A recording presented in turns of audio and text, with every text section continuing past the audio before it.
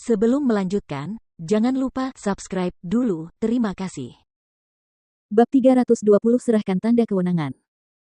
Tunggu sampai ayahmu bangun dan jika penguasa benar-benar berada di balik upaya pembunuhan itu, kami akan menyerahkan kekuasaan kami dan pensiun dari istana.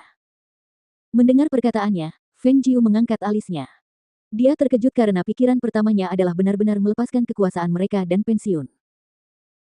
Tampaknya mampu melihat keraguan di dalam hatinya, Pak Tua Feng menghela napas panjang sebelum menjelaskan, ketika kakek buyutmu menghembuskan napas terakhirnya, dia berkata bahwa jika generasi selanjutnya ingin merenggut nyawa keluarga Feng kita, maka sudah saatnya bagi kita untuk melepaskan kekuasaan kita. Kakek buyutmu dan kakek penguasa memiliki hubungan yang sangat baik sepanjang hidup mereka dan dia telah meninggalkan pesan yang tegas bahwa keturunan dari kediaman Feng tidak boleh menjadi musuh keluarga Murong. Jadi, meskipun itu berarti mereka ingin membunuh kita, kita tidak bisa membalas. Dia mengerutkan kening karena tidak setuju. Kakek buyutmu bukanlah orang yang bodoh. Dia berkata bahwa hanya ada satu kesempatan. Jika kita mundur selangkah dan mereka masih saja tidak mau mengalah, kita bisa mengabaikan kasih sayang masa lalu. Itulah sebabnya, ketika ayahmu bangun dan jika kebenarannya seperti yang telah kau simpulkan, kita akan menyerahkan tanda kekuasaan kita. Setelah berbicara, dia menghela napas lagi dan berkata, saya hanya berharap tebakan kita salah. Jika itu benar, itu akan sangat mengecewakan. Feng Jiu terdiam cukup lama sebelum berkata, kakek, apapun yang terjadi, semuanya harus menunggu sampai ayah terbebas dari bahaya.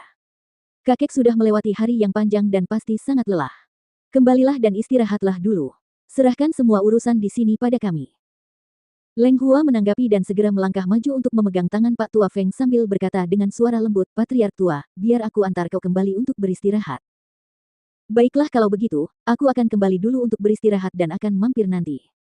Pak Tua Feng berdiri dan berkata, tepat sebelum ini, aku sedang menyendiri dan hampir saja membuat terobosan. Tidak pernah kuduga hal seperti ini akan terjadi. Ketika mendengar ini, Feng Jiu tersenyum tipis dan berkata, meskipun kakek belum berhasil naik dari seorang kultivator bela diri ke tingkatan kaisar bela diri, tetapi setidaknya Anda telah memasuki tahap ketiga dari puncak. Kekuatan seperti itu mungkin yang terbaik saat ini. Pak Tua Feng mengangguk setuju, kau benar, sekarang setelah hal seperti itu terjadi dan jika aku berhasil menembus ke tingkat Martial Emperor, aku khawatir.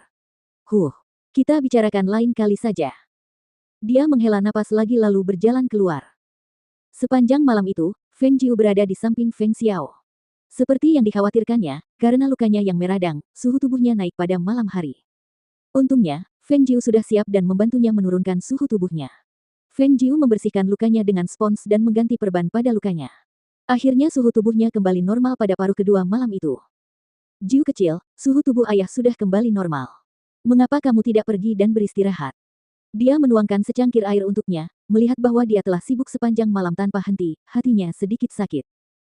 Dia baru berusia 16 tahun, tetapi dia sudah menanggung beban berat kediaman Feng.